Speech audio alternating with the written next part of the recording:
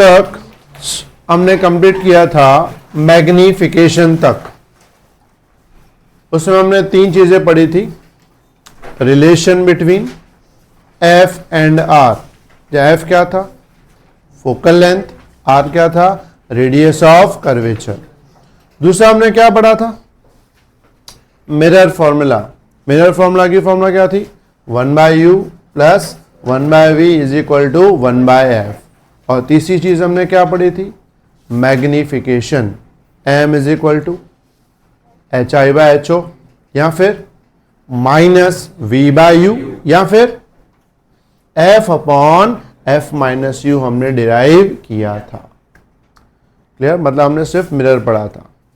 अब इस मिरर में एक इंपॉर्टेंट चीज और है, वो समझ लो। पूरा ध्यान बोर्ड की तरफ।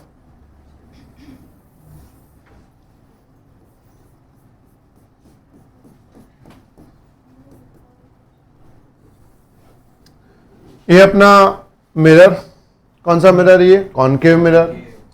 ये होता है फोकल लेंथ f और यहां होता है रेडियस ऑफ कर्वेचर r। ये 2 चीजें हमने पढ़ी है, f और r। ये दोनों चीजें मिरर के लिए फिक्स्ड होती हैं। हम जब ऑब्जेक्ट प्लेस करते हैं कहीं भी, यहां कहीं भी प्लेस करते हैं, तो पहले हमें अंदाजा होता है कि इमेज बनेगी कहां पे। तो उसके लिए कुछ फिक्स केसेस हैं, ध्यान से समझना। अगर हम ऑब्जेक्ट को एग्जैक्ट इंफिनिटी पे रखें, इंफिनिटी समझते हो? बहुत दूर। बहुत दूर मतलब एक ऐसा डिस्टेंस जो f और r से काफी बड़ा हो। मानो फोकल लेंथ अगर मैं रखूं 10 सेंटीमीटर और r कितना होगा? 20 सेंटीमीटर, क्योंकि r हमेशा f से क्या होता है? डबल। अगर मैं ऑब्जेक्ट रखूं 100 मीटर पे, तो 100 मीटर 10 सेंटीमीटर कंपेयर में बहुत बड़ा है, तो उसको हम इन्फिनिटी मानेंगे। इन्फिनिटी मतलब बहुत दूर का, मतलब जिसका डिस्टेंस क्या हो? f और r से काफी बड़ा हो। तो जब u इन्फिनिटी होता है तो v एग्जैक्ट कहां मिलता है? फोकस पे। मतलब ऑब्जेक्ट आप कहां रखते हो? बहुत ही दूर, तो इमेज कहां बनेगी? एग्जैक्ट यहां बनेगी, f पे बनेगी। अगर हम ऑब्जेक्ट को r से बड़ा रखते हैं, कहां रखते हैं? r से बड़ा। ये भी r से बड़ा था लेकिन बहुत दूर था। अब ये r से बड़ा है लेकिन कुछ पर्टिकुलर कंपैरेबल डिस्टेंस। जैसे मैंने बोला r अगर 20 सेंटीमीटर है और मैं u रख रहा हूं 30 सेंटीमीटर, मतलब थोड़ा सा बड़ा रख रहा हूं, तो उस वक्त जो इमेज है वो कंपल्सरी f और r के बीच में बनती है। कहां बनती है? यहां, f और r के बीच में। समझ आई बात? तीसरा, अगर मैं u को एग्जैक्ट r पे रख दूं, एग्जैक्ट कहां रख दूं? r पे भी। r अगर 20 सेंटीमीटर है, ऑब्जेक्ट भी कहां रख दिया हमने? 20 सेंटीमीटर पे, तो जो इमेज है वो भी कंपल्सरी कहां बनेगी? r पे ही बनेगी। अब अगर मैं ऑब्जेक्ट को अंदर ले आऊं, r से छोटा f से बड़ा,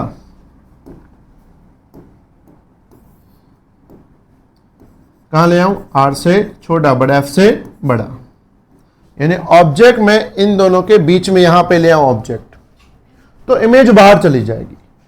इमेज चली जाएगी ग्रेटर देन r।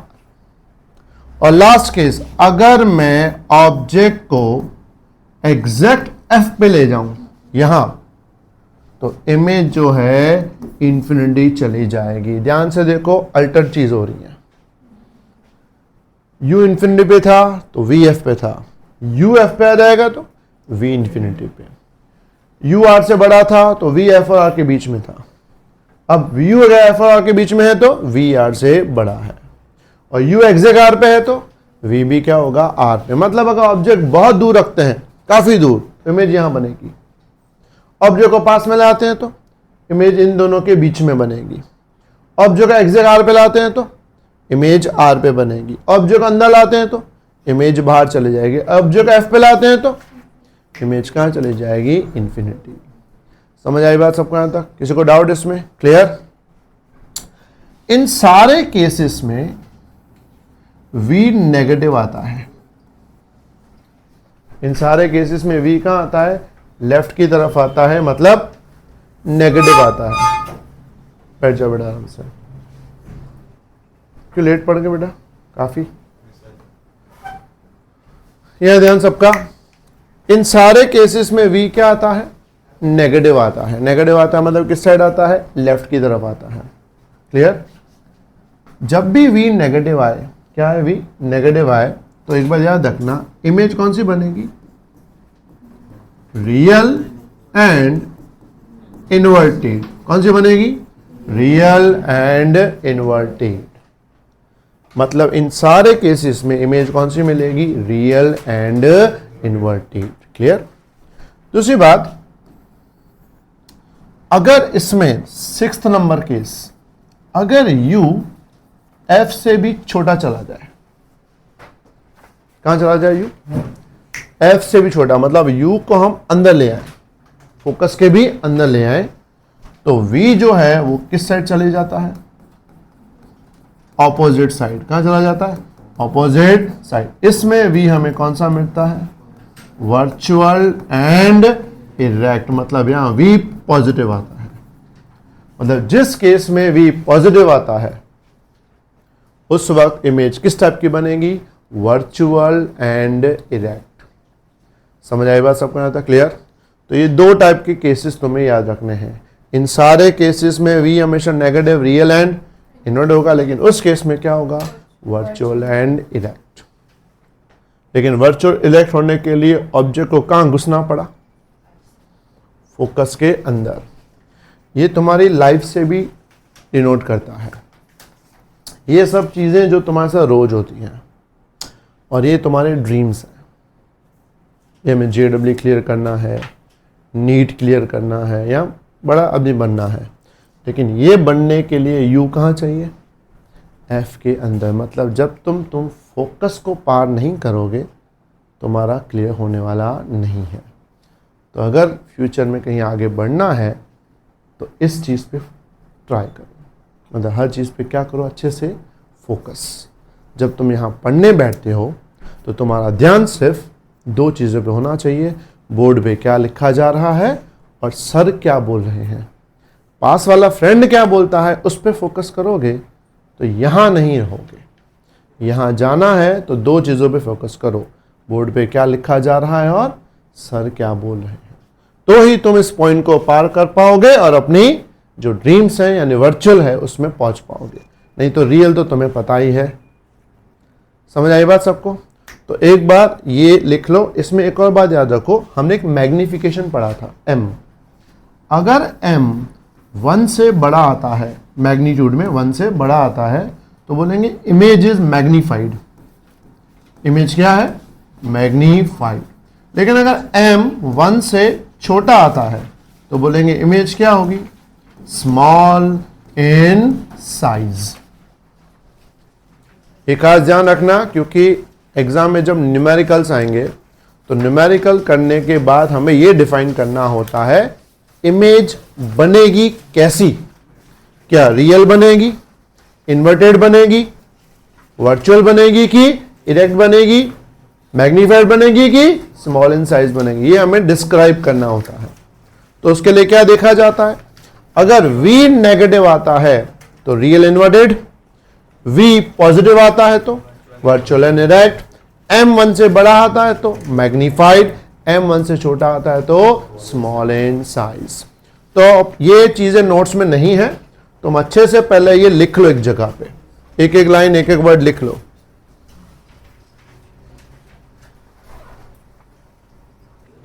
अब पूरा कंसंट्रेट।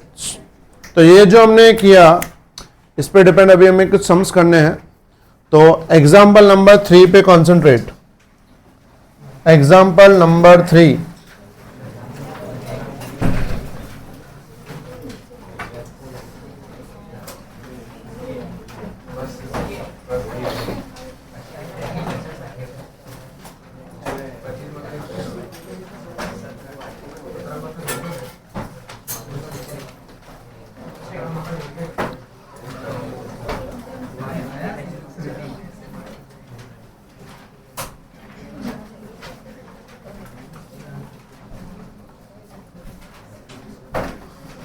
एग्जाम्पल नंबर 3 निकालो रे ऑप्टिक्स में।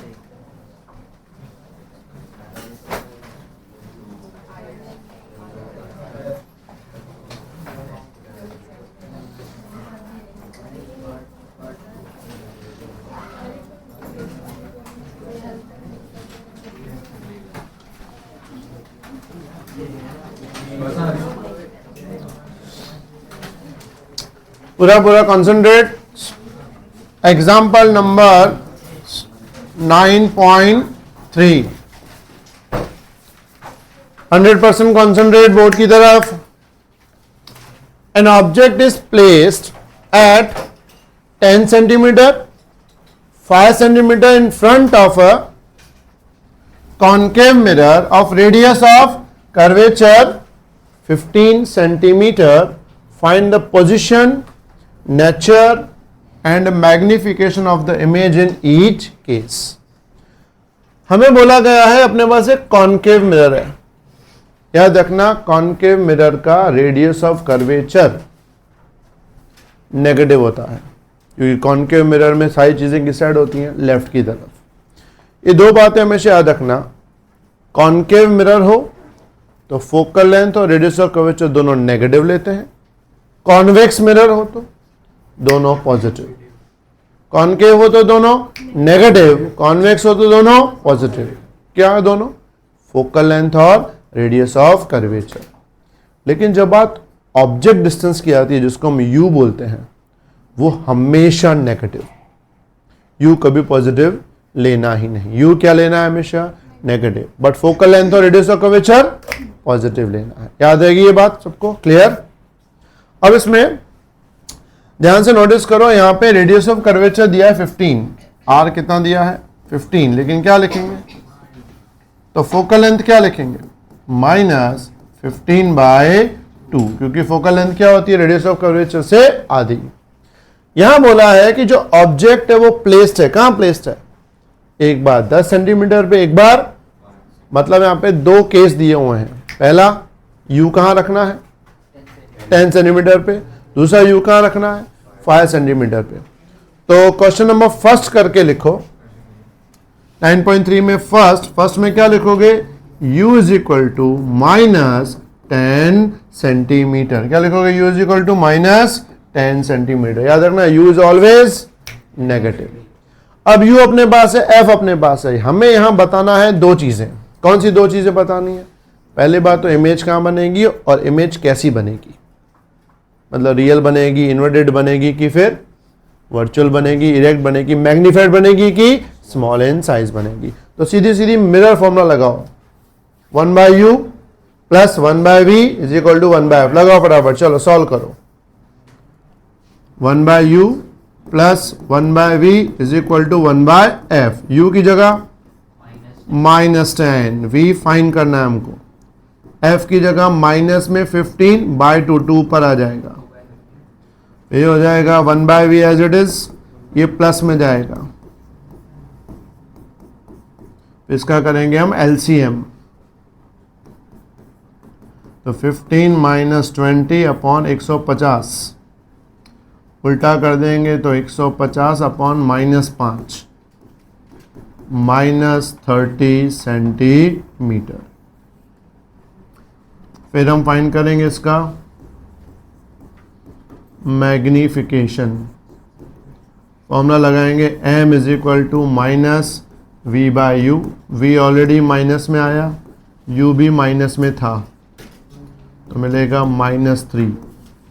यानी इसका मैग्नीट्यूड ले लूं तो आएगा 3। तो ध्यान से देखो, तो इसमें v आया नेगेटिव। अगर v नेगेटिव आता है तो हम क्या लिखते हैं? Images real and inverted. इसके अलावा मैग्निफिकेशन देखो 1 से बड़ा आया है, तो क्या लिखेंगे? Images magnified. तो ये करने के बाद नीचे तुम्हें स्टेटमेंट लिखनी होगी। क्या लिखनी होगी? Here image is real, inverted and magnified. क्या लिखनी होगी? Here image is real, inverted and magnified. Clear? Real, inverted और magnified. अब ये तो था पहला केस। दूसरा केस शुरू करो। इसमें u लेना है -5। u पहले क्या लिया था? -10, क्योंकि पहले 10 बोला था, बाद में क्या बोला है हमने? 5। याद रहेगा ना, u हमेशा माइनस में ही लेना है। अच्छा, फोकल लेंथ तो वही पहले वाली यूज करेंगे, मिरर तो वही है। फॉर्मूला फिर से लगाओ, चलो क्या लगाओगे formula? 1/u plus 1/v is equal to 1/f। u की जगह -5, v नहीं पता, f -15/2 पर आ जाएगा, ये प्लस में, तो 1/v मिलेगा 1/5 -2/15। तो इसका करेंगे LCM, तो 1/v मिलेगा 15 -10 अपॉन 5 × 15। उल्टा कर देंगे, 5 × 15 अपॉन 5। कोई मिस्टेक तो नहीं की? नहीं, बराबर है। तो v क्या मिलेगा? 15 सेंटीमीटर। तो इसमें आंसर प्लस में आया, पहले वाला आंसर माइनस में आया था, अब किस में आया? प्लस में आया। तो प्लस में आने से क्या चीज लिखेंगे हम? Images virtual and erect. अच्छा, v तो आया, इसके बाद मैग्निफिकेशन भी फाइंड करना होगा। कौन सी फॉर्मूला होगी मैग्निफिकेशन की? m is equal to -v/u। v की जगह 15, u -5, तो ये तो ऑलरेडी प्लस में ही आएगा।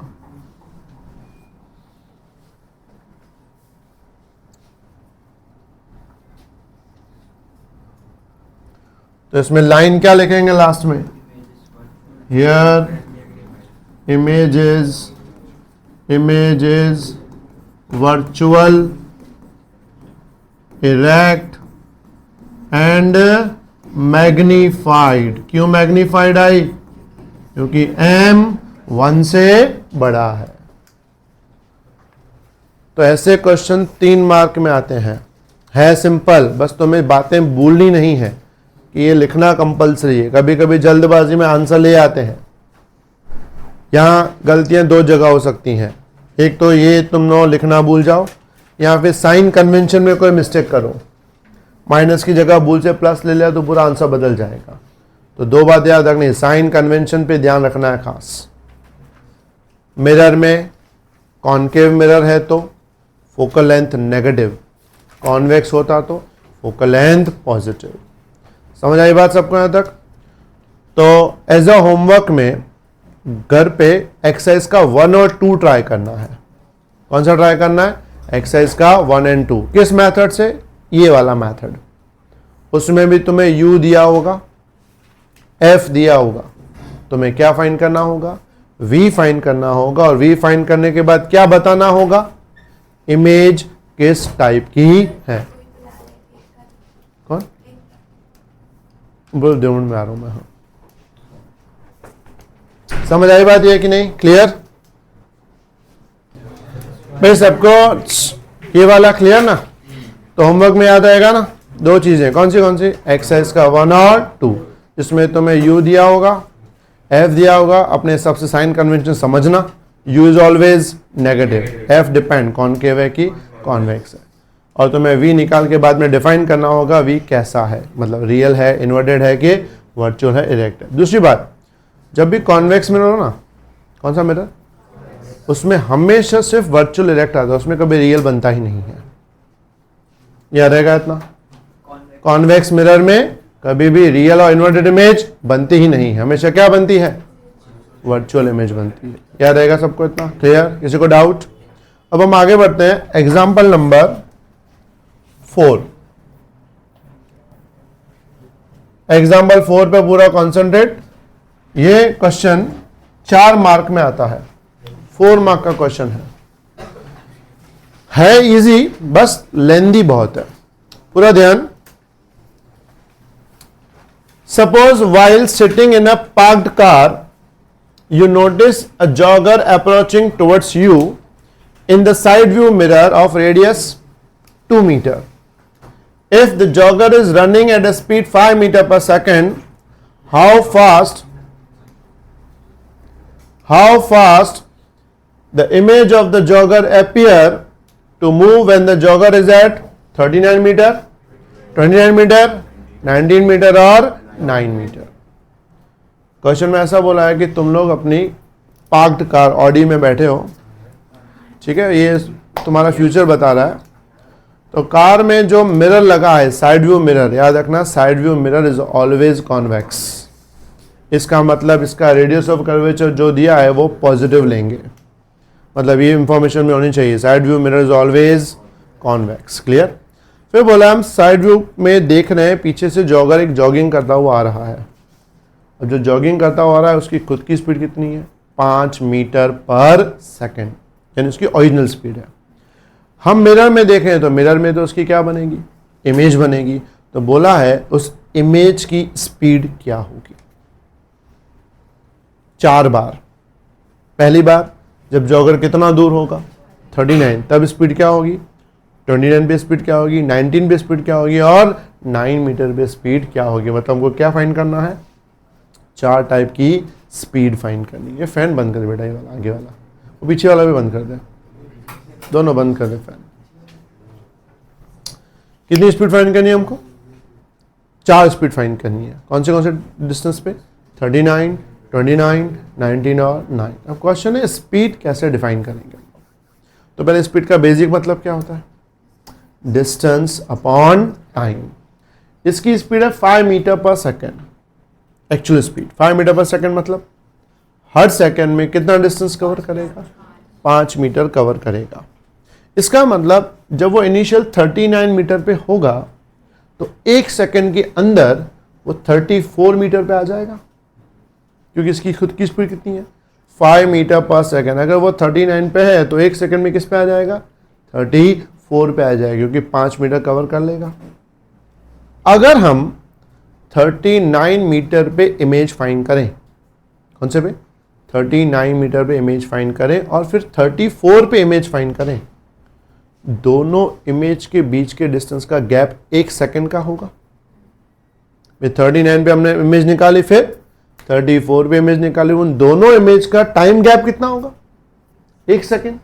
अगर हम दोनों के बीच का डिस्टेंस फाइंड कर लें तो वो इमेज का डिस्टेंस होगा 1 सेकेंड में। तो इमेज का डिस्टेंस पर second is called image velocity. मतलब हमको एक्चुअली वेलोसिटी फाइंड करने के लिए क्या करना पड़ेगा? 39 मीटर पे इमेज डिस्टेंस, 34 मीटर पे इमेज डिस्टेंस, फिर उन दोनों का डिफरेंस, क्योंकि वो डिफरेंस 1 सेकेंड में आएगा। तो डिस्टेंस पर सेकेंड इज कॉल्ड वेलोसिटी। मतलब यहाँ पे वेलोसिटी फाइंड करने के लिए 2 इमेज का डिफरेंस फाइंड करना पड़ेगा। मतलब हम यहाँ पे क्या करेंगे? 39 डिस्टेंस पे इमेज निकालेंगे, 34 पे इमेज निकालेंगे, फिर दोनों इमेज का डिफरेंस निकालेंगे। ऐसा हमें 4 बार करना होगा। 39, 34 वाला एक केस, फिर 29, 24, फिर 19, 14, फिर 9, 4। मैं यहाँ पे 2 करके दिखाता हूँ, 39, 29। बाकी तुम्हें कौन से करने होंगे? 19, 14। तो पूरा कॉन्सेंट्रेट एक एक वर्ड का। सबसे पहले हम स्टार्ट करेंगे फर्स्ट नंबर पे, at u is equal to कितना? -39। मैंने बताया ना, u इज ऑलवेज नेगेटिव। अब यहां पे रेडियस ऑफ कर्वेचर 2 मीटर है, तो बताओ फोकल लेंथ क्या होगी? 1 मीटर। प्लस के माइनस? क्यों प्लस? क्योंकि मिरर कौन सा है? कॉन्वेक्स। यहाँ लिखा नहीं है लेकिन तुम्हें याद रखना है, गाड़ियों के मिरर कौन से होते हैं? कॉन्वेक्स होते हैं। तो फोकल लेंथ तो कितनी हो गई? 1 मीटर हो गई। तो फॉर्मूला लगा देंगे 1/u plus 1/v is equal to 1/f। u है -39, f है 1, ये प्लस में, तो 1/v क्या मिलेगा? 1 प्लस 1/39। एलसीएम करेंगे तो ये आएगा 40/, उल्टा करेंगे तो v क्या मिलेगा? 39/40 मीटर। ये क्लियर? फिर हम बात करेंगे आफ्टर 1 सेकेंड। आफ्टर 1 सेकेंड, तो आफ्टर 1 सेकेंड करेंगे तो क्या मिलेगा? u ले लेंगे -34 मीटर। क्यों -34 मीटर? क्योंकि इसकी स्पीड कितनी है? 5 मीटर पर सेकेंड। तो वो 39 से 5 मीटर आगे आएगा तो कितने पे आ जाएगा? 34 पे आ जाएगा। समझ आई बात ये? फिर फॉर्मूला लगाएंगे वापस 1/u प्लस 1/v, नहीं अब v dash is equal to 1/f। u की जगह -34, v डैश नहीं पता, f 1/1, ये प्लस में, तो 1 बाय वी डैश क्या मिलेगा, 1 बाय 34 प्लस 1, एलसीएम करेंगे तो 35 बाय 34, उल्टा करेंगे इसको 34 बाय 35 मीटर। दो इमेज मिल गए हमको। हमें क्या फाइंड करना है, इमेज की स्पीड। तो इमेज की स्पीड कैसे फाइंड करेंगे, स्पीड ऑफ इमेज। तो स्पीड ऑफ इमेज कैसे फाइंड करेंगे, delta v is equal to v minus v dash. क्यों v माइनस वी डैश, क्योंकि इन दोनों के बीच में 1 सेकंड का गैप है, तो इन दोनों का जो डिस्टेंस होगा वो पर सेकंड होगा। तो डिस्टेंस पर second is called speed of image. तो v की जगह क्या डालेंगे, 39 बाय 40 माइनस 34 बाय 35, एलसीएम करेंगे तो क्या होगा 39 into 35 minus 34 into 40 divide by 40 into 35। चलो 39 इंटू 35 क्या होता है, 1365, और ये होगा शायद 1360 divide by as it is 40 into 35। तो ऊपर का गैप तो आ जाएगा 5 अपॉन 40 इंटू 35, इसमें 5 1 जा 5 7 जा 740 जा 1 अपॉन 280, यानी क्या आंसर आएगा 1 अपॉन 280 मीटर पर सेकंड। इस फॉर्मेट में आंसर रखना जरूरी नहीं, पॉइंट में लाओगे तो भी चलेगा। समझ आई बात, ये लॉजिक। अब दूसरी बार हम क्या करेंगे, 39 की जगह 29 लेंगे। तो ये आंसर देखो, जैसे इसका आंसर क्या आया था 39 बाय 40 आया, तो उसका आएगा 29 बाय 30। ये 39 पे क्या आया, 39 बाय 40 आया, तो 29 पे क्या आएगा 29 बाय 30। फिर यहाँ 24 लेंगे, अगर यहां 24 लेंगे तो यहां क्या आएगा 24 बाय 25। और बाद में तुम्हें क्या करना है, एलसीएम करना है। लेकिन याद रखना, अब हमें जो आगे करेंगे वो इतना बड़ा नहीं करेंगे, वो एक बार कर लिया, दूसरी बार सिमिलरली करके लिखते जाएंगे। कैसे लिखेंगे ध्यान समझो। Now at u is equal to कितना, माइनस 20 मीटर, the image distance we gate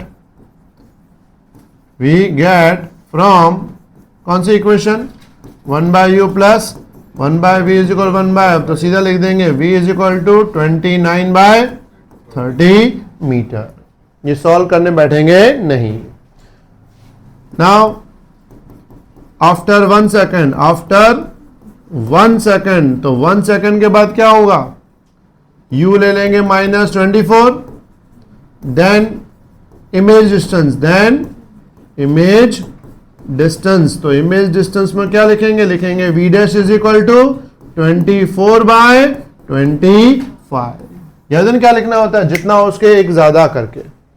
फिर इमेज वेलोसिटी, कौन सी वेलोसिटी, इमेज वेलोसिटी। तो इमेज वेलोसिटी क्या होगी, delta v is equal to v minus v dash. v की जगह 29 बाय 30, वी डैश की जगह 24 बाय 25। यहां भी एक और दिमाग लगा सकते हो तुम, जैसे इसका हमने एलसीएम किया बड़ा नंबर, यहां पे एलसीएम में बड़ा नंबर नहीं करना। याद रखना, जब तुम इसको मल्टीप्लाई करोगे ना, उसका डिफरेंस हर बार 5 ही आएगा, क्योंकि स्पीड वेलोसिटी कितनी थी ऑब्जेक्ट की, 5 थी। तो ये तुम एलसीएम करने बैठोगे 29 25 माइनस 24 इंटू 30, तो डिफरेंस करोगे हर बार क्या आएगा 5। तो करना नहीं है, नीचे लिख देना 30 इंटू 25। समझ आई बात। यहां भी तुम करने बैठो, जैसे इसका आंसर आया था ना 1365 माइनस 130, तो 5 आया था, वैसे इसका करोगे वो भी कितना आएगा 5। तुम करके देखो तुम्हें आइडिया आ जाएगा। फिर 5 1 जा 5 5 जा, तो यह आ जाएगा 1 बाय 150 मीटर पर सेकेंड। अच्छा, अब तीसरा केस क्या लेंगे, 19। तो यहां लिखेंगे 19, अगर यहां 19 करेंगे तो यह आएगा 19 बाय 20। यहां लेंगे 14 लेंगे, यहां 14 लेंगे तो आएगा 14 बाय 15, और यहां 14 बाय 15 वैल्यू डालेंगे तो ऊपर डिफरेंस, और नीचे मल्टीप्लाई इसमें 20 और 15 का मल्टीप्लाई होगा। तो 5 बाय 20 15 करोगे तो आएगा 1 बाय 60 मीटर पर सेकेंड। ऐसे बाद में 9 और 4 के लिए भी तुम्हें करना है। तो पहले ये अच्छे से लिखो और उसके बाद तीसरा चौथा केस भी तुम लोग करो आराम से, एक एक वर्ड एक एक यूज करके करो। बोलो बेटा। हाँ, और ये डिस्टेंस पर सेकंड का है, इसलिए इमेज वेलोसिटी हो गई। नहीं, ऊपर लिख दिया ना हमने इमेज वेलोसिटी, तो जरूरत नहीं पड़ेगी। फटाफट करो, ये पूरा लिख लो और वो वाला भी करो। कौन सा? 19 और 9 सबका फिर ये हो जाएगा ना। अगर डिस्टेंस चेंज करें 19 और 9 करें तो 19 के लिए ये आंसर आना चाहिए 1/60 मीटर पर सेकेंड, और 9 मीटर जब करोगे तो आंसर आएगा 1/10 मीटर पर सेकेंड। Clear everyone? तो ये था हमारा कौन सा क्वेश्चन, एग्जाम्पल नंबर 4, और ये 4 मार्क में आता है, और तुम्हें लेंथ देख के लगता होगा 4 मार्क का ही है। बढ़े आगे। इसके बाद हम लोग करेंगे आज एक नया topic,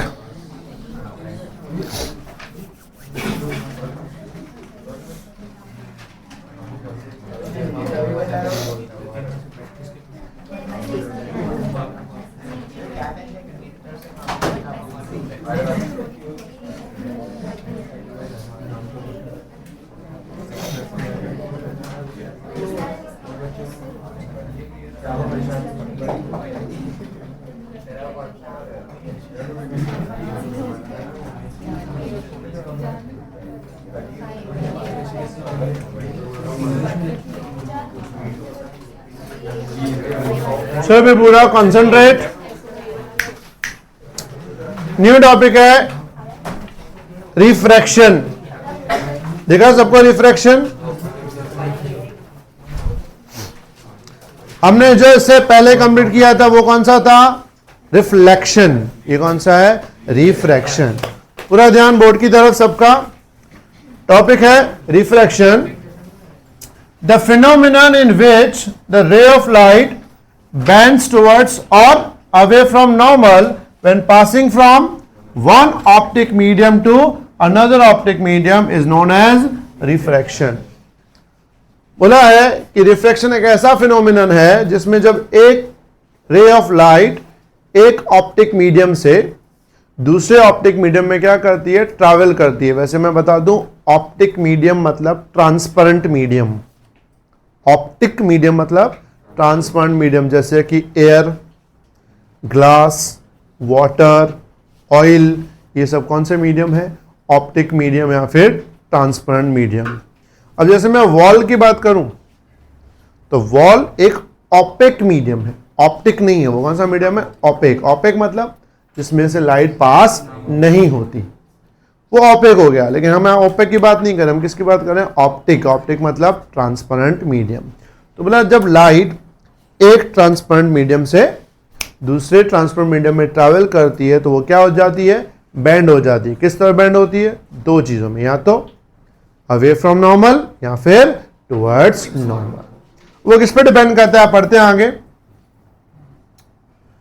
the optic density of refractive index of transparent medium is defined as. अब ट्रांसपेरेंट मीडियम की एक प्रॉपर्टी होती है जैसे क्या बोलते हैं हम? ऑप्टिक डेंसिटी या फिर रिफ्रैक्टिव इंडेक्स। वो डिफाइन कैसे होता है? इज द रेशियो ऑफ, किसका ratio? Speed of light in vacuum to the speed of light in medium. The refractive index define होता है कैसे? कि रेशियो से। किस चीज का रेशियो? लाइट की स्पीड का। किसमें? Vacuum divide by medium. तो वैक्यूम में स्पीड हम c लिखते हैं 3 × 10⁸, और v यानी किसकी स्पीड? लाइट की, बट मीडियम में। वो डिफरेंट मीडियम में डिफरेंट होती है। ये सेम फॉर्मूला हमने डिराइव की थी चैप्टर नंबर 8 में। n इज इक्वल कौन सी? c/v, जहां n मतलब रिफ्रैक्टिव इंडेक्स, c मतलब speed of light in vacuum, v मतलब speed of light in medium. अब n तुम्हें कुछ चीजों के याद रखने हैं, जैसे एयर का, कितना है एयर का? वाटर का, ग्लास का, डायमंड का। अब ये जो एयर का 1 है, नॉर्मली हम जब न्यूमेरिकल्स करते हैं 1 ही लिखना होता है, लेकिन एयर की एक्यूरेट वैल्यू अलग है।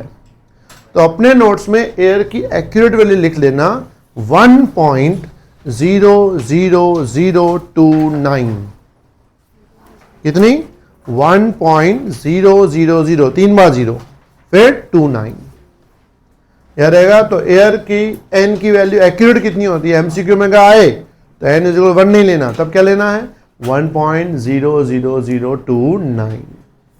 समझ आई बात सबको। बट जब हम न्यूमेरिकल्स करते हैं तो न्यूमेरिकल्स में ये पीछे वाले 0.00 वाले काउंटेबल नहीं होते, तो हम क्या ले लेते हैं 1 ले लेते हैं। न्यूमेरिकल में 1 होगा, लेकिन अगर एक्यूरेट पूछे एमसीक्यू के फॉर्म में एयर का रिफ्रैक्टिव इंडेक्स कितना है तो हम बोलेंगे 1.00029 या 1.003 भी लिखते हैं, क्योंकि पीछे 9 है ना, तो 9 हटा के 3 लिख सकते हैं। इसके अलावा ये भी याद रखना है, वाटर का 1.33, ग्लास का 1.5, डायमंड हो तो 2.42। सबसे ज्यादा किसका है, डायमंड का। और जितना रिफ्रैक्टिव इंडेक्स ज्यादा उतनी स्पीड स्लो होती है, लाइट की स्पीड उतनी क्या हो जाती है, कम हो जाती है। याद रहेगी बात नहीं, मतलब एयर में जितनी भी स्पीड होगी ना, वाटर में से थोड़ी कम हो जाएगी, ग्लास में और ज्यादा कम होगी, इवन डायमंड में तो और भी कम होगी। आगे ध्यान दो, अब ये important term, in comparison of two transparent medium, comparison of two transparent medium, भाई दो ट्रांसपेरेंट मीडियम को अगर हम क्या करते हैं, कंपेयर करते हैं, द मीडियम हैविंग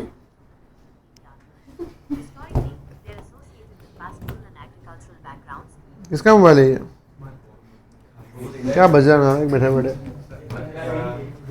यहां जान फिर से। In comparison of two transparent medium, the medium having higher refractive index is known as denser medium, and medium having lower refractive index is known as rarer medium. ये खास बात याद रखनी है। अगर हम दो मीडियम का कंपेयर करते हैं, जिसका रिफ्रैक्टिव इंडेक्स बड़ा होगा उसको बोलेंगे डेंसर मीडियम, और जिसका रिफ्रैक्टिव इंडेक्स छोटा होगा उसको क्या बोलेंगे, रेरर मीडियम। रिफ्रैक्टिव इंडेक्स ज्यादा हो तो डेंसर, कम हो तो रेरर। जैसे एग्जांपल, एयर और वाटर को कंपेयर करूं तो एयर बिहेव लाइक अ rarer medium, water behave like अ डेंसर मीडियम।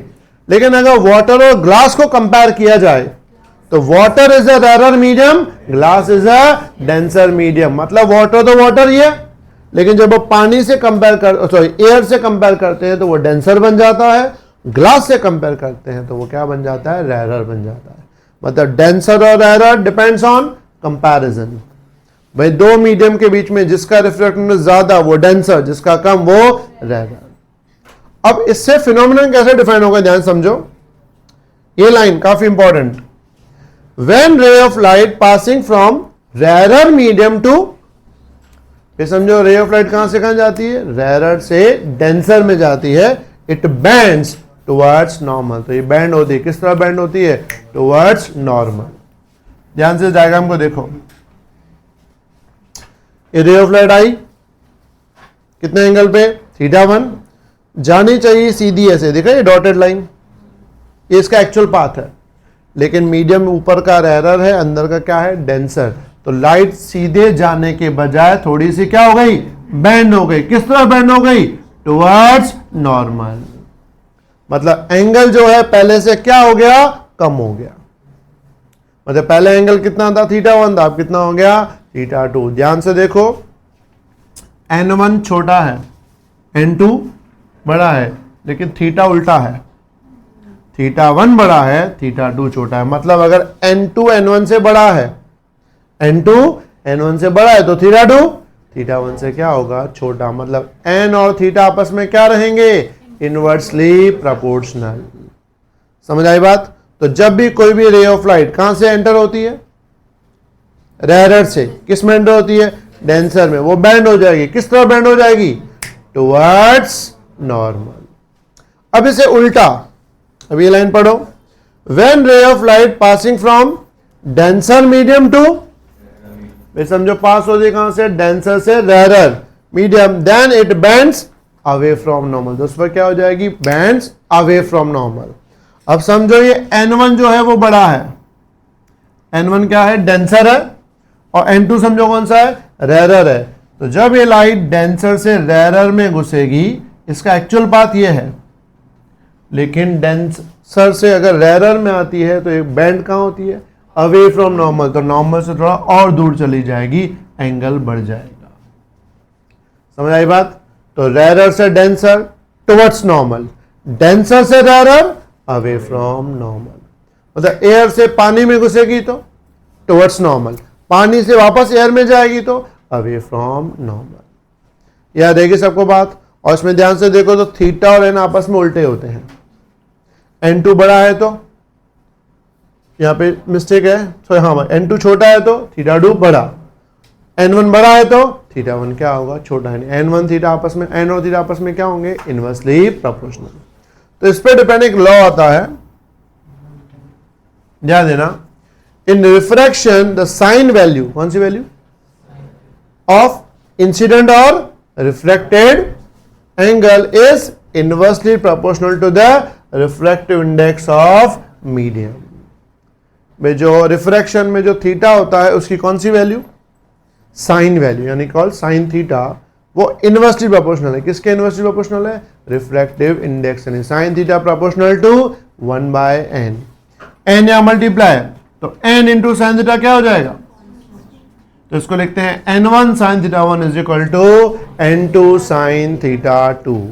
इस इक्वेशन को कौन सी इक्वेशन बोलते हैं, स्नेल्स लॉ। क्या लॉ फॉर्मूला है, n1 sine theta 1 is equal to n2 sine theta 2। इस इक्वेशन को बोला जाता है कौन सा, स्नेल्स लॉ। समझ आई बात सबको? तो एक बार अच्छे से पूरी थियोरी अपने नोट्स में से एक बार पढ़ लो, एक एक लाइन एक एक वर्ड पढ़ो अच्छे से पहले। तो ये पूरा एक बार अच्छे से फिर से तुम लोग एक बार घर पे भी जाके एक बार पढ़ लेना पूरा, ठीक है। तो जब भी कोई लाइट एक मीडियम में से दूसरे मीडियम में क्या होती है, एंटर होती है, तो एंटर होने के बाद क्या होता है, वो बैंड हो जाती है टुवर्ड्स नॉर्मल या फिर अवे फ्रॉम नॉर्मल। वो डिपेंड करता है कौन मीडियम रेरर है या कौन सा मीडियम डेंसर है। यहां तक क्लियर सबको? किसी को डाउट इसमें? चलो इसमें आगे बढ़ते हैं, पूरा ध्यान। अब इसमें इसके कुछ 3 टाइप के फिनोमिनन है। कितने फिनोमिनन है, 3 टाइप के। कौन से ध्यान समझो। पहला फिनोमिनन है रियल डेप्थ एंड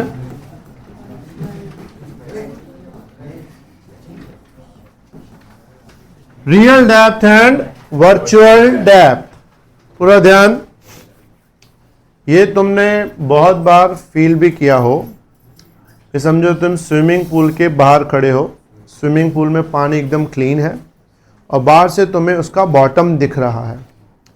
जब हम बाहर से उस बॉटम को देखते हैं तो बॉटम का अंदाज़ा जो भी आता है, मान लो तुम्हें लगता है कि मैं जब पानी के अंदर जाऊंगा तो इस बॉटम के हिसाब से पानी मेरे यहाँ तक आएगा, लेकिन जब हम एक्चुअल में उसके अंदर जाते हैं तो पानी थोड़ा लेवल जितनी हमने एक्सपेक्टेशन की तो उससे थोड़ा ऊपर आ जाता है, क्योंकि हमने ऑब्जर्व किया था रेरर से डेंसर में ऑब्जर्व किया था, क्योंकि हम खड़े थे बाहर यानी एयर में खड़े थे और पानी के अंदर यानी कि डेंसर में ऑब्जर्व किया। तो ऑब्जर्वेशन में लाइट थोड़ी सी क्या हो जाती है, बैंड हो जाती है, तो हमें क्लियर विजन नहीं मिलता। तो उस वक्त हमें रियल डेप्थ नहीं मिलती, क्या मिलती है, वर्चुअल डेप्थ।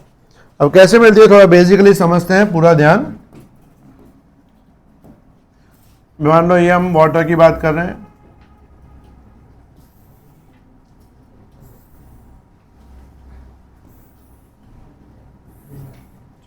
समझो अपना वाटर लेवल है और वाटर में नीचे समझो यहां पे एक फिश है। क्या है, एक फिश।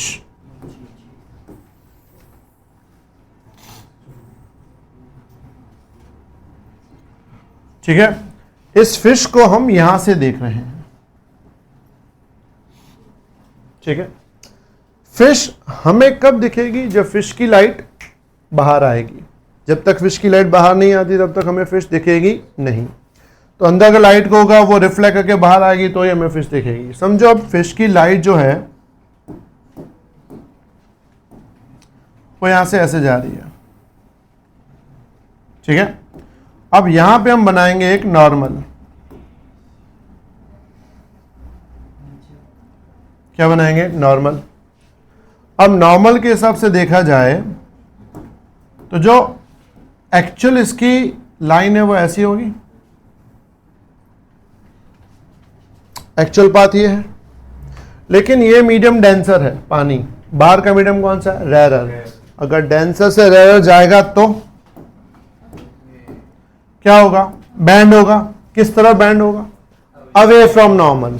तो ये ऐसे जाने की बजाय ऐसे जाएगा।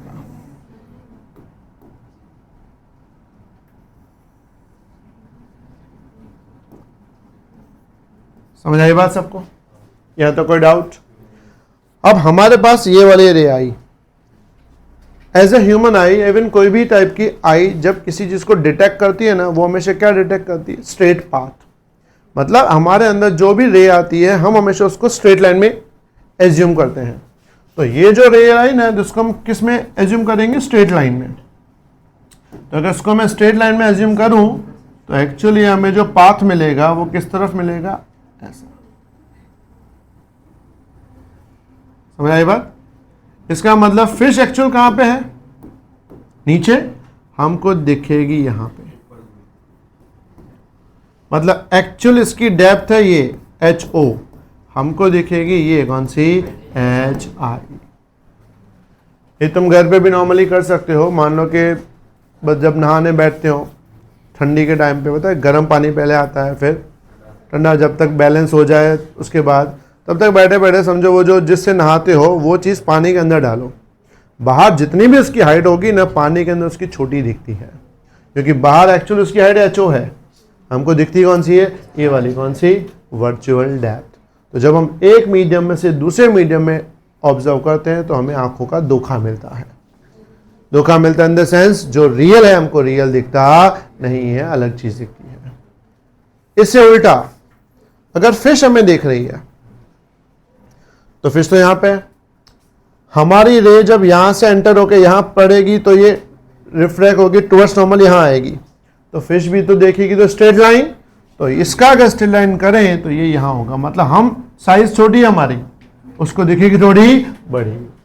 मतलब अगर डेंसर से रेरर में ऑब्जर्व करते हैं तो चीजें बड़ी दिखेंगी, और रेरर से डेंसर में ऑब्जर्व करते हैं तो चीजें क्या दिखेंगी, छोटी। अगर तुम्हें अच्छे से स्विमिंग आती है, तुम पानी के अंदर आंखें खोल सकते हो, तो पानी के अंदर जाके तुम बाहर की दुनिया तुम्हें नॉर्मल से थोड़ी बड़ी दिखेंगी। तुमने इतनी बड़ी बिल्डिंग कैसे होगी, तो छोटी थी। ये होता है आंखों का धोखा, ड्यू टू रिफ्रैक्शन। तो इसमें जो HI और HO का जो रिलेशन है, वो रिलेशन है HI upon HO is equal to, बेटा silence, N observer divide by N observed. क्या रिलेशन है HI अपॉन HO का, N observer upon N observed. इसका मतलब ऊपर N किसका, जो ऑब्जर्वर है। जैसे समझो हमने पानी के अंदर देख रहे हैं तो हम क्या हुए, ऑब्जर्वर। तो यहां रिफ्रैक्टिव इंडेक्स किसका आएगा, हम जहां खड़े हैं उसका। तो हम खड़े हैं एयर में, तो ऊपर रिफ्रैक्टिव इंडेक्स एयर का आएगा। फिर ऑब्जर्व किसको कर रहे हैं हम लोग, पानी के अंदर को, तो यहाँ नीचे जो N आएगा वो वाटर का आएगा। इससे उल्टा अगर फिश हमें देख रही होती तो ऑब्जर्वर फिश हो जाती, मतलब ऊपर आता वाटर का रिफ्रैक्टिव इंडेक्स, नीचे आता एयर का रिफ्रैक्टिव इंडेक्स। अभी नॉर्मली हम लोग समझो हम ही ऑब्जर्वर है, तो N ऑब्जर्वर हो जाएगा एयर, मतलब 1 हो जाएगा। नहीं, HI अपॉन HO को हम क्या लिख सकते हैं, 1 अपॉन N, क्योंकि ऊपर ऑब्जर्वर है मतलब एयर है, एयर का रिफ्रैक्टिव इंडेक्स क्या हो जाएगा 1, और नीचे ऑब्जर्व में N। अब N अगर पानी है तो 1.33 डाल देंगे, अगर कुछ ऑयल वगैरह हुआ तो वैल्यू क्या हो जाएगी, चेंज हो जाएगी। तो इसमें HI को सब्जेक्ट मतलब HI क्या मिलेगा, HO अपॉन N, जहां HO मतलब हाइट ऑफ या रियल डेप्थ बोल सकते हो। इसको कभी कभी H भी लिखते हैं, तो HI क्या मिलेगा, H अपॉन N, जिसमें H इसकी एक्चुअल डेप्थ है, और HI मतलब जो हमको दिखती है। तो कभी कभी क्वेश्चन इसके कौन से आते हैं, ये वाले क्वेश्चन आते हैं। डिफरेंस, एक्चुअल इतना नीचे है, हमको दिख ये रहा है, तो कितने डिफरेंस पे दिख रहा है, इसको बोला जाता है बॉटम शिफ्ट। क्या वर्ड यूज करते हैं, बॉटम शिफ्ट। एक्चुअल बॉटम जितनी भी हो, हमको धोखाधड़ी की वजह से थोड़ी ऊपर दिखती है, तो वो धोखाधड़ी कितना है, बॉटम कितनी शिफ्ट दिखेगी। तो लिखेंगे delta H is equal to H O minus H I. जहां एच ओ मतलब एक्चुअल जो है, एच आई मतलब जो हमको दिख रहा है। मान लो एच ओ एच है तो एच आई हमने यहां ड्राइव किया, क्या ड्राइव किया, एच बाय एन। तो बॉटम शिफ्ट की एक फॉर्मूला याद रख लेना, delta H is equal to H minus H by N. याद रहेगी सबको बात इतनी। लेकिन बोर्ड वाले हैं, जे नीट वाले इसको थोड़ा और अंदर डाल दे, इस वैल्यू को दो मीडियम डाल देते हैं।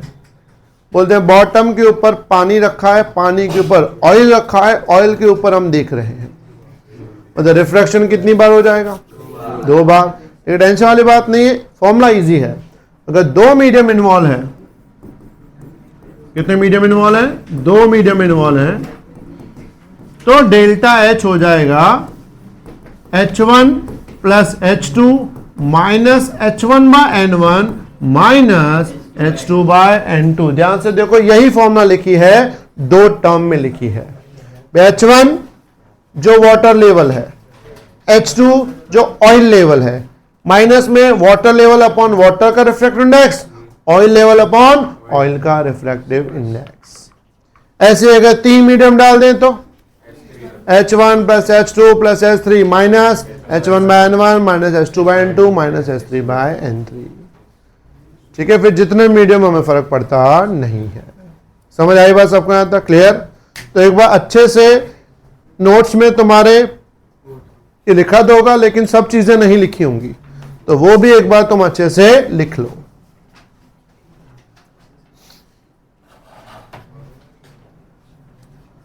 लिख लेना अच्छे से। तो यहां पे ये पहला फिनोमिनन था, किसका, रिफ्रैक्शन का। क्या नाम है फिनोमिनन का, real depth and virtual depth. Formula याद रहेगी, H I upon H is equal to N observer upon N observe.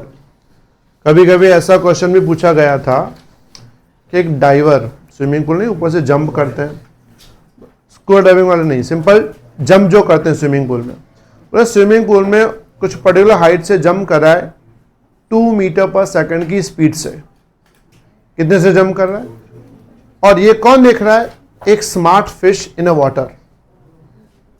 कौन सी fish, smart fish in a water. पे फिश को दिख रहा है वो ऊपर से आ रहा है 2 मीटर पर सेकंड की स्पीड से, मतलब इसकी एक्चुअल स्पीड 2 मीटर पर सेकंड है। तो फिश को, अगर फिश स्पीड मेजर कर सकती हो, तो फिश को वो स्पीड कितनी दिखेगी। इसका मतलब अब ऑब्जर्वर कौन है, फिश हो गई। तो ये ऊपर जो है किसका रिफ्लेक्शन आएगा, वाटर का, नीचे किसका आएगा, एयर का। तो ये 1 बाय n की जगह n बाय 1। हमें एच आई फाइंड करना होगा, तो एच ओ क्या हो जाएगा, मल्टीप्लाई। तो एच आई उस वक्त क्या हो जाएगा, एच ओ इंटू एन। अब उसकी स्पीड कितनी है, 2 मीटर पर सेकंड, तो इसकी स्पीड को एच ओ ले लें 2, एन कितना होता है 1.33, तो 2 इंटू 1.33 इक्वल 2.66, मतलब एक्चुअल स्पीड उसकी 2 है। फिश को कितनी मेजर होगी, 2.66, यानी 0.66 ज्यादा मेजर होगी। समझ आई बात। तो इस टाइप के क्वेश्चन आ सकते हैं, बस तुम्हें ध्यान क्या रखना है, ऑब्जर्वर कौन है और ऑब्जर्व्ड कौन हो रहा है। क्लियर सबको। ये पहला फिनोमिनन था, real depth and virtual depth. इसका एक और फिनोमिनन है,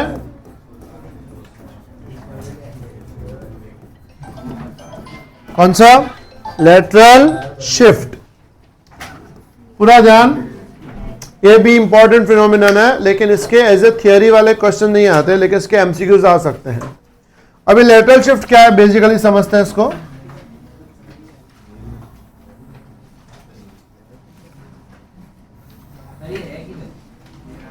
लेटरल शिफ्ट होगा ना, सी पेज पे 10 नंबर पेज पे होगा बेटा, यहां ध्यान, बॉटम शिफ्ट के बाद होगा जस्ट। लेटरल शिफ्ट की समझो एक मीडियम है, इस मीडियम की थिकनेस है टी।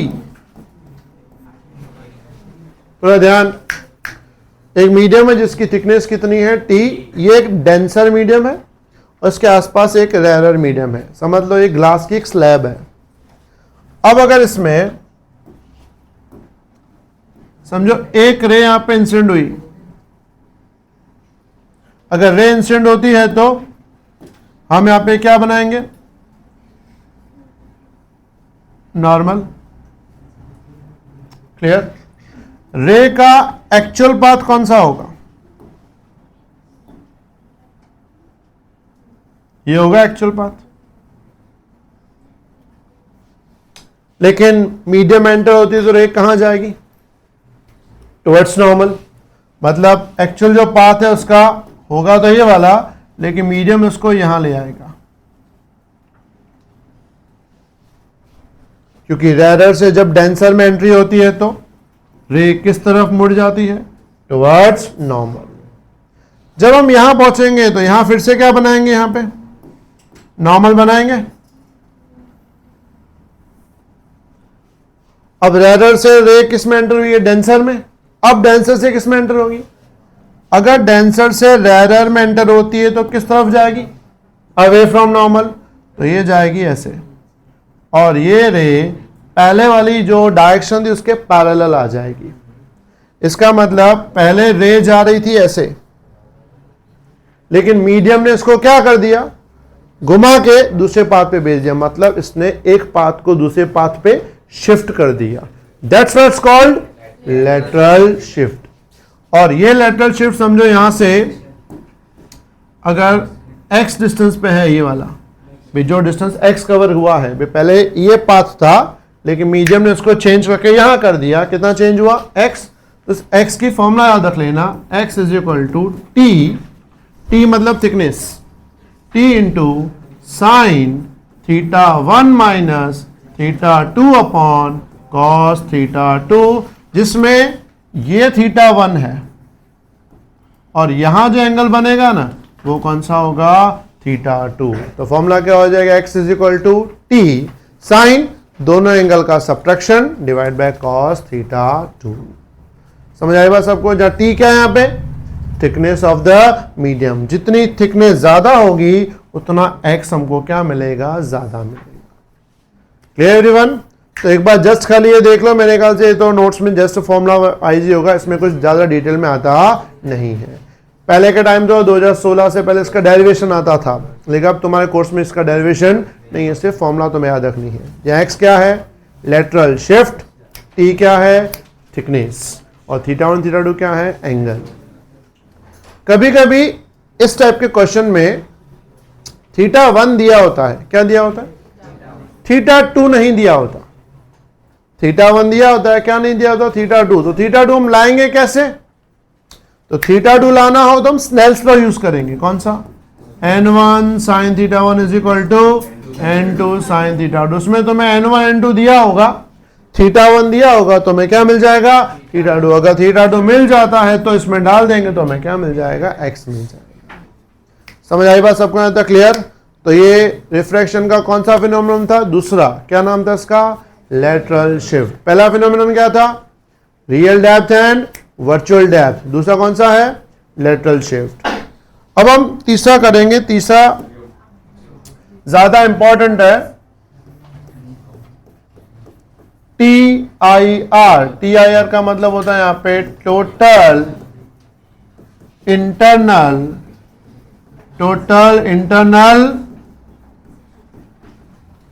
रिफ्लेक्शन। पूरा ध्यान, टॉपिक का नाम क्या है, TIR, टोटल इंटरनल रिफ्लेक्शन। ये फिनोमिनन सिर्फ और सिर्फ डेंसर से रेरर में ही होता है। इसमें होता है डेंसर से रेरर, रेरर से डेंसर में नहीं होता। जब भी लाइट डेंसर से रेरर में जाती है तो इस टाइप का फिनोमिनन पॉसिबल है, रेरर से डेंसर में फिनोमिनन नहीं होगा। अभी फिनोमिनन क्या बेसिकली समझते हैं, पूरा ध्यान।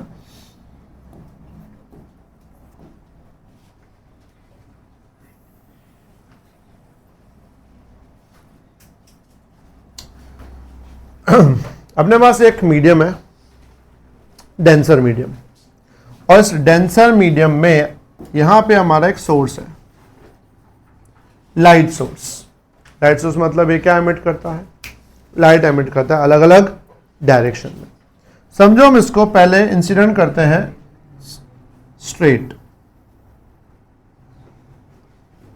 जब हम स्ट्रेट इंसिडेंट करते हैं तो मीडियम के बाद लाइट भी स्ट्रेट जाती है। मतलब आपका अगर θ1 0 पे होगा तो θ2 भी 0 पे होगा। अब अगर मैं लाइट को थोड़ा एंगल दूं यहां पे,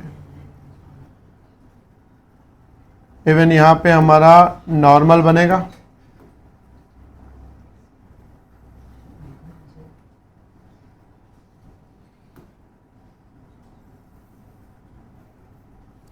तो समझो यहां पे मैं एक पर्टिकुलर एंगल दे रहा हूं। कितना एंगल दे रहा हूं समझो, मान लो θ1 के आसपास। यहां पे जब एंगल दिया तो सीधा गया था। अब यहां पे जब एंगल हमने दिया है θ1, तो सिंपल बात है आगे जब रे जाएगी तो डेंसर से कहां जा रही है, रेरर। अगर डेंसर से रेरर जाएगी तो अवे फ्रॉम नॉर्मल की towards normal, away from normal. मतलब रे जो है वो ट्रैवल करेगी कुछ ऐसा। और समझो यहां पे एंगल बनाती है, एज्यूम करते हैं 30 डिग्री। अब हम एंगल यहां से एक और बढ़ा देते हैं, ठीक है। यहां पे हम फिर से नॉर्मल बनाते हैं। अब अगर तुम ध्यान से देखो तो यहां एंगल ज्यादा है इसके रिस्पेक्ट में। इसके रिस्पेक्ट में एंगल क्या हो गया, बढ़ गया। अगर एंगल बढ़ गया तो बाहर साइड वाला एंगल भी बढ़ जाएगा। अब समझो यहां पे जो रे गई इसका एंगल हो गया 60। अब हम एक और रे लेते हैं, थोड़ी और दूर जा रही है। यहां पे फिर से हमें क्या मिलेगा, नॉर्मल बनाना पड़ेगा।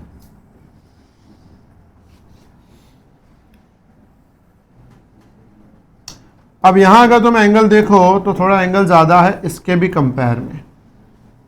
तो इस एंगल पे 30 पे बैंड हुआ था, इस पे 60 पे बैंड हुआ। हो सकता है इस पे ये 90 पे बैंड हो जाए।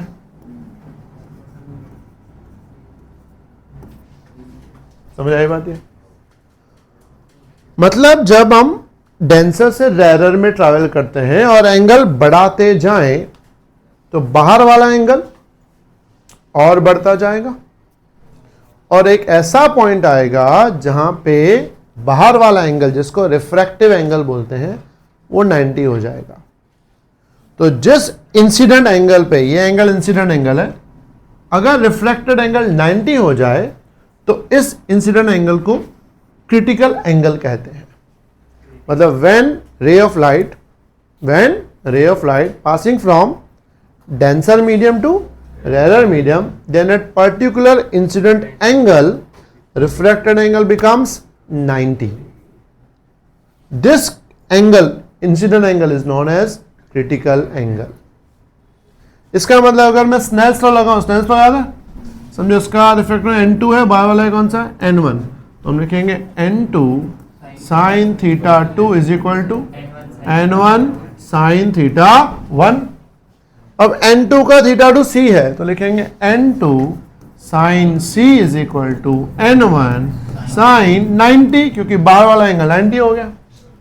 N2 same, sin C same, N1 same, sin 90 कितना होता है 1, तो sin C क्या मिलेगा N1 बाय N2। अगर मैं N1 1 ले लूं और N2 क्या ले लूं, N ले लूं, तो sin C क्या बन जाएगा 1 बाय N। अब अगर एज्यूम करो N2 है, कितना है N2, तो sin C क्या मिलेगा 1 बाय 2। sin C 1 बाय 2 कब होता है, जब एंगल कितना हो 30, तो C मिलेगा तुम्हें 30 डिग्री। इसका मतलब जब हम यहां से एंगल बढ़ाते जा रहे हैं, भी समझो यहां पे एंगल हमने लिया पहले 10 डिग्री, फिर 20 डिग्री, फिर कितना लिया 30, तो 30 पे ये तो 90 पे आ गया। अगर मैं एंगल और बढ़ा दूं,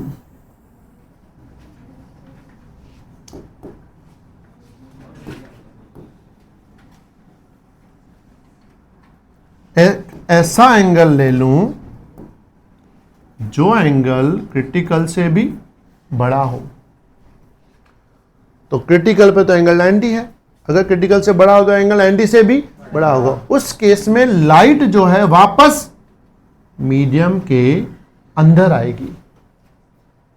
मतलब यहां तक देखो लाइट मीडियम के बाहर जा रही थी, इस एंगल के बाद वाले एंगल पे लाइट मीडियम के वापस अंदर आएगी। मतलब उस वक्त ये सरफेस मीडियम की तरह नहीं, मिरर की तरह बिहेव करेगा और इस लाइट को रिफ्लेक्ट करके वापस मीडियम में अंदर डाल देगा। इस फिनोमिनन को बोलते हैं हम लोग टोटल इंटरनल रिफ्लेक्शन।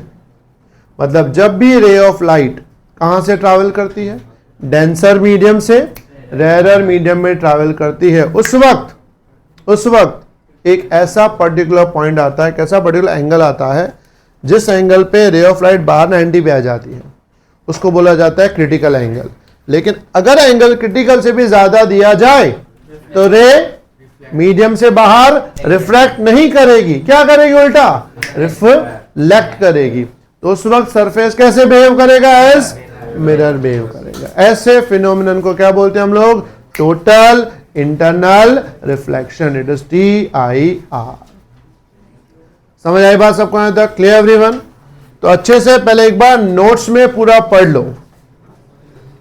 मैं यहां भी तुम्हें नोट्स में पढ़ा देता हूं तो तुम्हें ज्यादा क्लियरिटी होगी।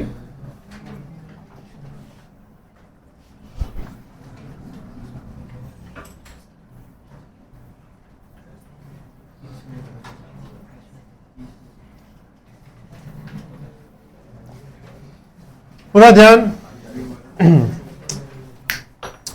When ray of light travels from denser medium to rarer medium, then at particular incident angle, refracted angle becomes 90. The incidence angle is known as critical angle. उस incident angle को क्या बोलते हैं हम लोग, critical angle. According to Snell's law, क्या Snell's law? N2 sin theta 2 is equal to N1 sin theta 1. N2 तो N2 है, थीटा 2 कितना है C, N1 N1 थीटा 1 कितना है 90, sin 90 क्या होता है 1, तो sin C क्या मिलेगा N1 bye N2। If N1 1 है N2 N है तो sin C क्या मिलेगा 1 बाय N। ये clear? If incident angle is more than critical angle, अगर इंसिडेंट एंगल कितना है क्रिटिकल एंगल से ज्यादा, then ray of light reflect from surface of medium. This type of reflection is known as total internal reflection. It's called TIR. समझ आई बात? लेकिन ये होगा कब, जब रे कहां से कहां ट्रैवल करे, डेंसर से रेरर, रेरर से डेंसर नहीं। Clear everyone? इसमें इसके कुछ एप्लीकेशंस भी होते हैं। वैसे तो इसके एप्लीकेशंस टोटल 4 होते थे, लेकिन अब कोर्स में सिर्फ 2 कर दिए हैं। इसमें पहला जो है वो है प्रिज्म। कौन सा? प्रिज्म। प्रिज्म में ध्यान देना, प्रिज्म जो है ना वो नॉर्मली ग्लास का बनता है। किसका बनता है? ग्लास का। ग्लास का रिफ्रैक्टिव इंडेक्स होता है 1.5। अभी हमने क्रिटिकल एंगल की फॉर्मूला पढ़ी थी, sin C is equal to 1 by n। अगर n हम 1.5 ले लें तो sin C क्या आएगा 1/1.5। अब sin C अगर 1/1 आएगा, उसको सॉल्व करोगे ना तो क्रिटिकल एंगल की वैल्यू अप्रोक्सीमेटली आती है 42 डिग्री। यानी प्रिज्म का यानी ग्लास का कितना क्रिटिकल एंगल होता है 42। मतलब अगर लाइट ग्लास में से बाहर जा रही हो, ग्लास में से बाहर जा रही हो और अगर इंसिडेंट एंगल 42 से अंदर है तो लाइट इजीली बाहर जाएगी। लेकिन अगर एंगल 42 से बढ़ गया तो लाइट ग्लास से बाहर नहीं जाएगी, वापस अंदर आ जाएगी। It's called TIR। अब ध्यान दो इसको यूज कैसे करते हैं। Prism design to bend light by 90 degree और 180 degree, make use of total internal reflection. Such a prism is also use to invert images without changing their size. In the first 2 cases, अब यहां पे diagram दिख रहा है ध्यान से, मैंने बोला इसका क्रिटिकल एंगल कितना होता है 42। अब यहां से लाइट एंटर हुई, यहां से लाइट क्या हुई एंटर हुई। रेयरर से डेंसर में जाते हैं तो कोई प्रॉब्लम है ही नहीं, सीधी घुस जाएगी लाइट। लेकिन लाइट घुसने के बाद जब यहां पहुंचेगी तो यहां बाहर निकलने की बारी आ रही है। डेंसर से रेयर। लेकिन अगर यहाँ पे नॉर्मल बनाऊं मैं, तो ये प्रिज्म हमने 45, 45, 90 का बनाया है। तो यहाँ से जब नॉर्मल बनाएंगे ना, तो यहाँ पे एंगल बनेगा 45 और 45 एंगल 42 से ज़्यादा है, तो रे मीडियम को छोड़ के बाहर नहीं जाएगी, वापस रिफ्लेक्ट होगी। और 45 एंगल पे इंसिडेंट हुई है तो रिफ्लेक्ट भी कितने में होगी 45, और लाइट सीधा बैंड होकर यहाँ आ जाएगी, यानी लाइट का 90 डिग्री टर्न हो जाता है। सेम इसको घुमा के हमने ऐसे रखा प्रिज्म, तो यहां से एंट्री तो हो गई, जब एग्जिट की बारी आएगी तो अगेन रिफ्लेक्ट करेगी, यहां से एग्जिट बारी आएगी तो अगेन क्या करेगी, रिफ्लेक्ट करेगी। मतलब यहां पे ध्यान से देखो 180 डिग्री घुमा दिया। तो prisms as a superior mirrors माने जाते हैं। प्रिज्म्स क्या माने जाते हैं, सुपीरियर मिरर्स। नॉर्मली मिरर क्या होता है पता है, कुछ एनर्जी एब्जॉर्ब कर लेता है एज अ हीट, ये एब्जॉर्ब नहीं करते, पूरी क्या कर देते, रिफ्लेक्ट करके छोड़ देते हैं। जब हम माइक्रोस्कोप एंड टेलीस्कोप बनाते हैं हाई लेवल के बड़े वाले, तो वहाँ प्रिज्म्स की बहुत ज़रूरत पड़ती है। जैसे एग्जाम बड़ा टेलीस्कोप बनाया, अब बड़े टेलीस्कोप में क्या होता है, जो टेलीस्कोप का फेस है वो स्काई की तरफ है, ये ऐसे स्लांट होता है और उसके नीचे यहाँ, तो यहाँ हम देख नहीं पाते, नीचे झुक के देखना पड़ता है। तो उनका क्या करते हैं, इतने बड़े होके फिर यहाँ पे रख देते देखने के लिए, और ऐसे घुमा देते 90 डिग्री। तो यहाँ की इमेज अंदर तो आई, 90 डिग्री घूमे कैसे, with the help of mirror, sorry prisms. तो प्रिज्म उस लाइट को क्या कर देते, बैंड करके ऊपर की तरफ ले आते हैं, तो हम इजीली व्यू देख सकते हैं। नहीं तो हमें क्या देखना पड़ता, ऐसे झुक के पूरा देखना पड़ता है। बेटर क्या, इजीली बाहर से हम व्यू देख सकते हैं with the help of prisms. समझ आई बात सबको यहाँ तक क्लियर? तो एक बार फिर से पढ़ लो, कौन सा, prism. Again repeat, prism designed to bend light by 90 by or 180, make a use of TIR. Such a prism is also used to invert images without changing its size. In the first two cases, critical angle for the material of the prism must be less than 45. तो मैंने बताया नहीं कितना होता है, 42 होता है, 45 से कम होता है। This is true for both crown glass and dense flint glass. Glass में भी दो टाइप होते हैं, कौन सा ग्लास आता है, क्राउन, और दूसरा कौन सा होता है, फ्लिंट। फ्लिंट का रिफ्लेक्टिवनेस ग्लास से ज्यादा होता है, ग्लास का मैंने बताया 1.5, फ्लिंट का 1.62 होता है, थोड़ा और ज्यादा होता है, तो उसका क्रिटिकल तो और भी कम आएगा। समझ आई बात? तो पहली चीज कौन सी थी, प्रिज्म। इसका TIR का जो दूसरा यूज है वो है कौन सा, ऑप्टिकल फाइबर्स। किसी को पता है ऑप्टिकल फाइबर क्या होता है, कभी नाम सुना है? बात तो सही है, फाइबर। पहले मैं थोड़ा ऑप्टिकल फाइबर का डिफाइन करवा दूं, ध्यान समझो।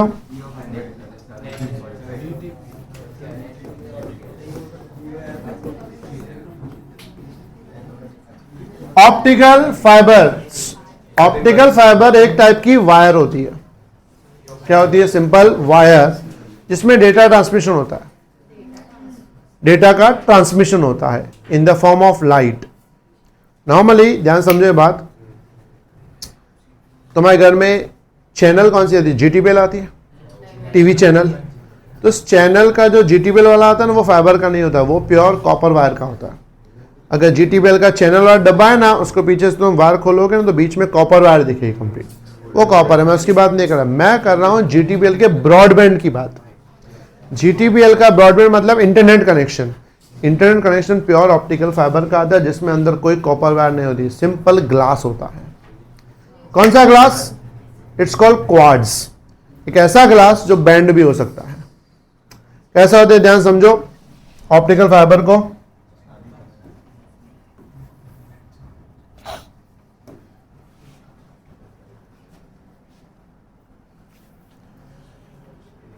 ऑप्टिकल फाइबर एक बार डिफाइन कर लेते हैं तो हमें क्लियर हो जाएगा। बोलो बेटा, बोलो बेटा। नहीं, क्यों?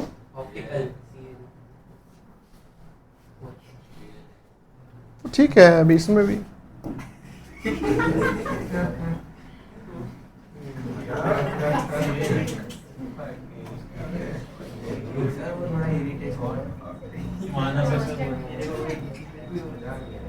ध्यान,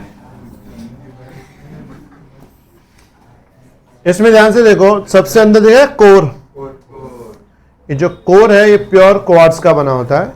इसका रिफ्रैक्टिव इंडेक्स अप्रॉक्सीमेटली 1.62 होता है। कितना होता है? 1.62। इसके ऊपर देखा ये ब्लू कलर का दिख रहा है, ये इसका आउटर जैकेट है विच इज कॉल्ड क्लेडिंग। ये जो आउटर जैकेट क्लेडिंग है ये इसके कंपेयर में रेयर होता है। क्या होता है इसके कंपेयर में? रेयर। क्योंकि हमें TIR करवाना हो तो अंदर का मटेरियल क्या होना चाहिए? डेंस। क्योंकि TIR कब होता है? जब रे कहाँ भागने की कोशिश करे? डेंसर से रेयर। तो अंदर की लाइट जब बाहर जाने की ट्राई करती है ना तो बाहर एरर है, अंदर वाला कौन सा है? डेंसर। तो TIR की वजह से बाहर लाइट जा नहीं पाती। इसके अलावा ऊपर जो ये तीन है ये तो सिर्फ इसके प्रोटेक्शन के लिए दिए हुए हैं। मेन काम इन दोनों का है। मतलब जो भी तुम्हारा डेटा होता है उसको पहले लाइट में कन्वर्ट किया जाता है ऑप्टिकल कपलर से। ऑप्टिकल कपलर क्या करता है? किसी भी डेटा को, मान लो वर्ड फॉर्मेट है, वीडियो है, ऑडियो सॉन्ग है, पिक्चर है, इमेज है, उन सबको पहले किस में कन्वर्ट करता है? लाइट में। और लाइट थ्रू ऑप्टिकल फाइबर से क्या हो जाती है? पास हो जाती है। समझ आई बात सबको? आता क्लियर एवरीवन? हमारा पूरे वर्ल्ड वाइड का मैक्सिमम नेटवर्क किसका होता है? ऑप्टिकल फाइबर्स का। भाई तुमने यूट्यूब पे मेरी वीडियो सर्च करी और वीडियो आके और चालू हो गई, तो क्वेश्चन ये है कि वीडियो ये है कहाँ पे? कहीं ना कहीं स्टोर तो होगी। स्टोर कहाँ होती है हमेशा वीडियो? हार्ड डिस्क में। कहाँ होती है? हार्ड डिस्क में। सर्वर पे नहीं, सर्वर पे सिर्फ एड्रेस होता है, ये चीज़ है कहाँ पे? तो जहाँ वो स्टोर होता है, क्या? जहाँ पे स्टोर होती है हार्ड डिस्क। अब नॉर्मली हर एक कंपनी की खुद की हार्ड डिस्क होती है और जिनकी खुद की नहीं होती वो भाड़े पे लेते हैं, रेंट करते हैं। मान लो मुझे अपना वीडियो जो खुद की साइट बनानी हो, यूट्यूब पर नहीं डालना, तो मुझे क्या करना पड़ेगा? डोमेन और उसकी साइज मुझे रेंट पे लेनी पड़ेगी जिनके पास हो। समझ आई बात? तो वो जो स्टोर्ड है वो स्टोर्ड कहाँ पे है?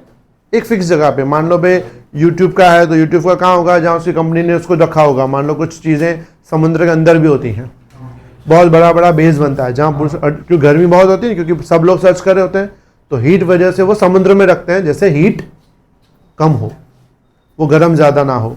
अब समुद्र में हार्ड डिस्क में है, तुमने यहां बैठे सर्च किया और मिली सेकंड के अंदर वो आ गया, तो वो वहां से यहां आया कैसे?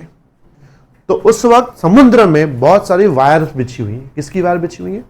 ऑप्टिकल फाइबर की। सारे समुद्र में किलोमीटर्स की वायर्स बिछी हुई है समुद्र के अंदर, और इतनी स्ट्रांग होती है, बाहर तो आयरन कवर होता है कि कुछ लोग उसको नुकसान ना कर पाए। जब भी इजराइल इनके बीच में वॉर चलती है, सबको डर एक ही चीज़ का होता है, ये जाके समुद्र में वायर ना काट लें, क्योंकि वायर हमारा पूरा क्या है? वर्ल्ड वाइड का कम्युनिकेशन है, बहुत बड़े लेवल का। मैं तुम्हें एक वीडियो में दिखाता हूँ कैसी वायर्स होती हैं, वो कैसे बिछाते हैं। पूरा काम किस पे चलता है? ऑप्टिकल फाइबर पे। मतलब पूरे देश की चीज़ें, मतलब तुम जो सर्च करते हो पहले वहाँ से ऑप्टिकल फाइबर में इंडिया में एंट्री होती है, उसके बाद अपने जो कम्युनिकेशन सिस्टम है वहाँ से आता है, तो वो सब डेटा ट्रांसमिशन है। तो सोचो स्पीड कितनी ज़्यादा है, क्योंकि हम किसको यूज़ कर रहे हैं? लाइट को। लाइट की स्पीड क्या होती है? 3 × 10⁸ मीटर पर सेकेंड। मीडियम में थोड़ी कम हो जाती है, लेकिन वो कम भी बहुत ज़्यादा है, इसलिए मिली सेकंड के अंदर चीज़ें आ जाती है। समझ आई बात? ये क्लियर हुआ? एक बार खाली नोट्स में से ऑप्टिकल फाइबर रीड कर लो, फिर मैं तुम्हें एक पर्टिकुलर वीडियो दिखाता हूँ भी कैसे वायर्स में काम होता है। क्लाउड स्टोरेज कहाँ होगा? क्लाउड इज जस्ट खाली उसने अपना दिया भाई इसमें आप यूज करो, लेकिन वो होता तो क्या एक पर्टिकुलर हार्ड डिस्क में। बिना हार्ड डिस्क तो पॉसिबल ही नहीं है, फिजिकल चीज से बिना पॉसिबल नहीं है। हाँ, क्लाउड का मतलब जस्ट कि उन्होंने आपको यूज करने के लिए दिया है। हाँ, एक टाइप का रेंटिंग, जैसे लोगों को रहने के लिए जगह चाहिए, वैसे डेटा को रहने के लिए भी जगह चाहिए, तो वो रेंट करते हैं। हाँ, एक मिनट भाई, एक बार रीड कर लो पूरा, फिर मैं तुम्हें दिखाता हूँ ऑप्टिकल फाइबर का यूजेज।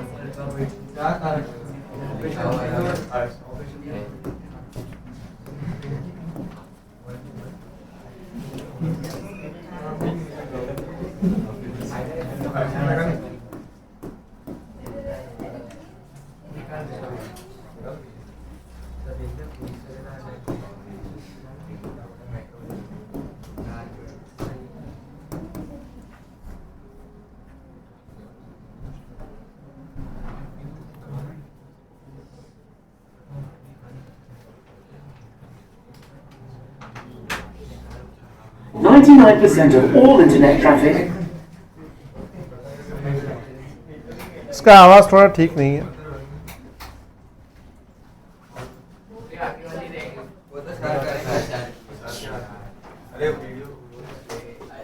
कोई नहीं.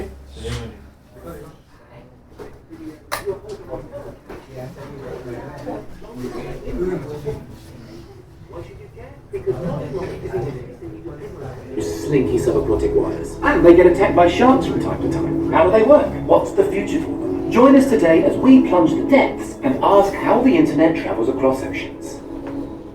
According to the authorities, network है पूरे world का. website, there are Wires का network. 493 active or actively under construction subsea internet cables crisscrossing the globe. These range from the relatively modest 300-kilometer Azerbaijan to Turkmenistan wire running under the Black Sea to the absolutely gargantuan 6,600-kilometer Maria cable linking Virginia Beach in the US with Bilbao. 6,000 kilometre के wire. weighs the same as 24 blue whales. और डर होता है fishes का कि काट ना दे, तो ये ऐसे बनाते हैं. 1.5 एकदम आयरन की. undersea data wires are cagey about how much it all costs. But professional estimates indicate a typical transoceanic cable should set you back between 300 and 400 millions of dollars, which seems like a lot because they're not especially thick, typically around the girth of a garden hose, and that includes layers of protective exotropic jelly around the all-important fiber Optical fiber. plus multiple plastic sheets and copper wiring to power the thing. But even so, on average they can ferry an awesome 100 gigabytes per second in data, with newer and forthcoming cables able to transmit 400 gigabytes per second.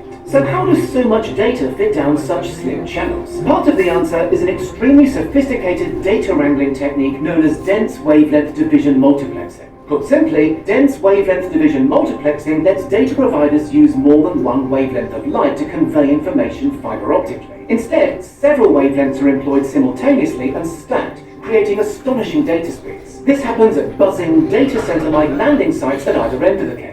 Are the cables just straightforward long wires? Not quite. Every 70 to 100 kilometers or so along the seabed, cables are punctuated with so-called repeaters. These essentially serve as amplifiers, Repeaters, keeping the data signal repeat up करने के to लिए. par over long distances. That's why the cables incorporate copper conductors, by the way, carrying up to 10,000 volts of DC to power the repeaters. How are the cables laid? They're first coiled into vast cylindrical drums on specialized cable-laying ships. As much as a year's planning and charting will go into plotting the perfect transoceanic route. Bad locations for undersea cables include anywhere volcanic, or anywhere especially earthquake or mudslide prone, or anywhere heavily trawled by fishermen. The cable is spooled out the back of the ship at a sedate pace of around 10 kilometers an hour. If the ship encounters bad weather, the captain can decide